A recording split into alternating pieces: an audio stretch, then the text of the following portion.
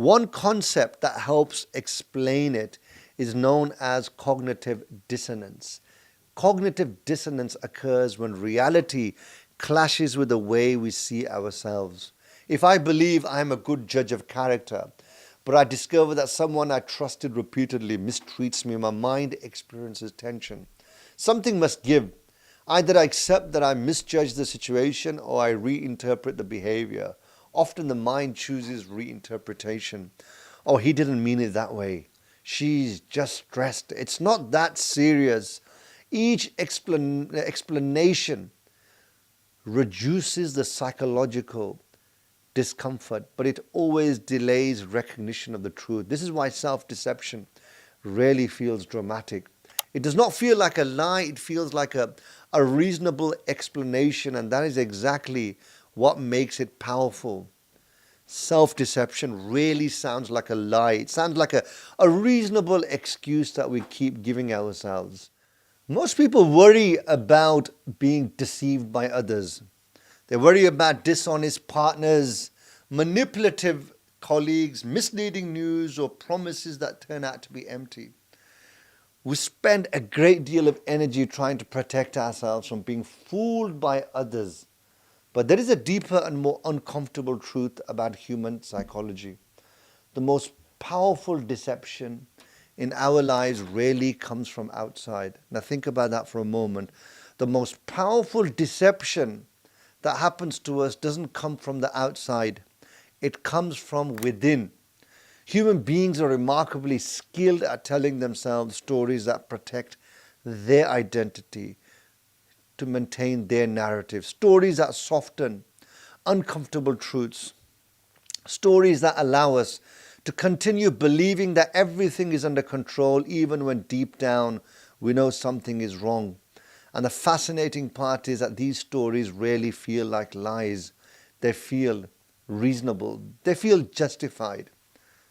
It even feels like common sense to you, which is precisely why they are so effective.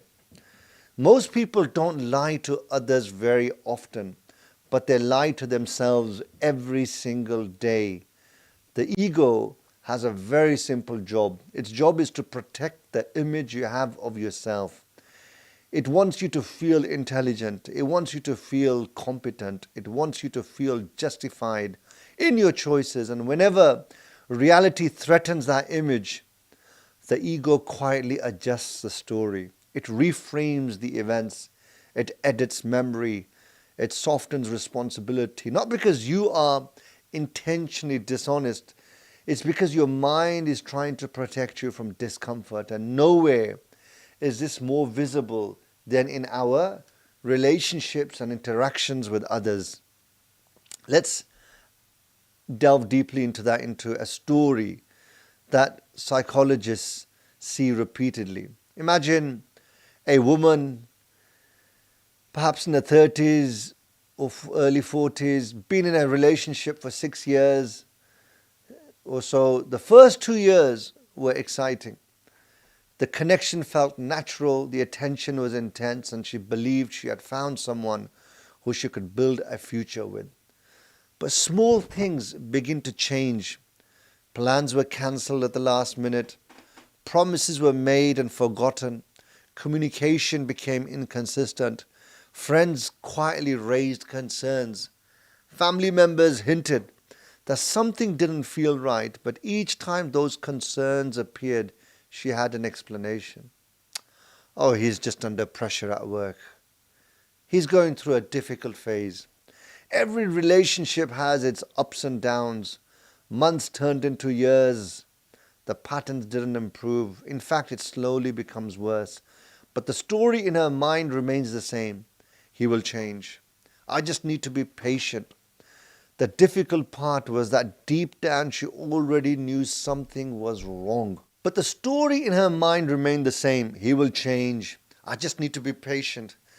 The difficult part was that deep down she already knew something was wrong. But admitting that truth meant admitting something even more painful. It meant admitting that 6 years of emotional investment may have been misplaced. And the ego hates admitting mistakes that large. So instead, it protects the decision by protecting the story. The ego doesn't just protect your image, it protects your decisions. Even when those decisions are hurting you. Eventually the relationship ends, or in this particular case, it ended, not with a dramatic moment, but with a slow realization. Years later, she said something interesting. I think I knew the truth much earlier, I just didn't want to face it. That sentence reveals something profound about human psychology. It's about self-deception, which rarely happens because we are unaware. So it's happening, but we rarely realize it because we are unaware. So this is the most important distinction. It happens because we are unwilling to face the implications of the truth. The same pattern happens in careers. Imagine someone who spent years preparing for a profession. They studied, trained, and invested in enormous amount of energy, time, money, building an identity around that path. Maybe their parents spent so much money investing in them through college, through university, and they bore a lot of expense to take them through. Maybe it's medical college, or they did some other very expensive course, incurred a lot of debt for their particular child to take them through to university. But once that person, the child, enters that field, something felt wrong. The work drained them. I've actually met those people who went through years of medical school, or I had one friend who went through a long degree in pharmacy, and when I met him, after a few years, when he was actually established working in the profession, he just said, it's so boring. It's so boring. I can't believe that how boring it is, but I'm stuck now. And it's not what I expected. And it's those very instances that which kill the creativity in a person, slowly drain them of that life force, the energy, because they feel they're now stuck in a situation in which they cannot get out, because they've entered into that field now. And the work has drained them, the environment conflicts with their values. Each morning requires so much effort just to maintain that motivation. So instead of confronting that reality, the mind produces explanations just to justify their continuing in that profession. Oh, at least it's stable. Everyone dislikes their job. It's work, isn't it?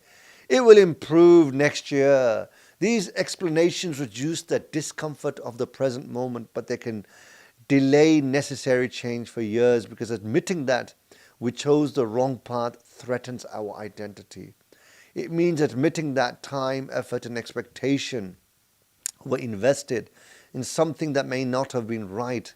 And the ego resists that change and that sort of realization. The longer we invest in a bad decision, the harder it becomes to admit it was a bad decision.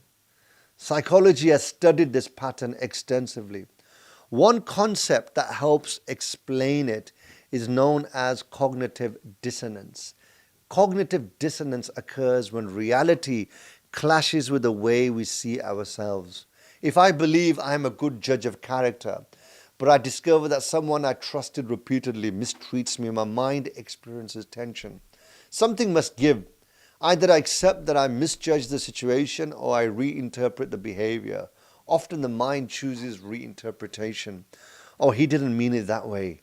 She's just stressed. It's not that serious. Each explanation reduces the psychological discomfort, but it always delays recognition of the truth. This is why self-deception rarely feels dramatic.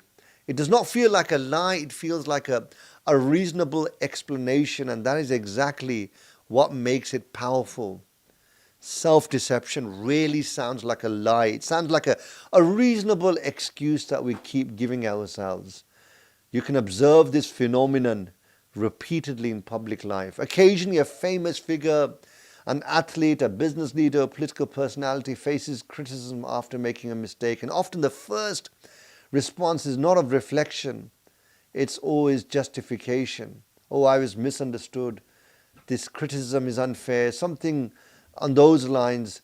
Public life is complicated, but sometimes they're simple examples of the same psychological instinct that we all share and repeat even in our private lives. It's always the ego protecting identity. And when somebody does respond differently, when they simply say, I was wrong, then maybe the criticism from outside softens, respect increases. People don't expect you to be perfect, but they respect humility and honesty. And ancient wisdom understood this very, very well, long before modern psychologists ever began to analyze it. Even in Islamic teachings, there is a powerful discipline called muhasabah. Muhasabah means self-accountability.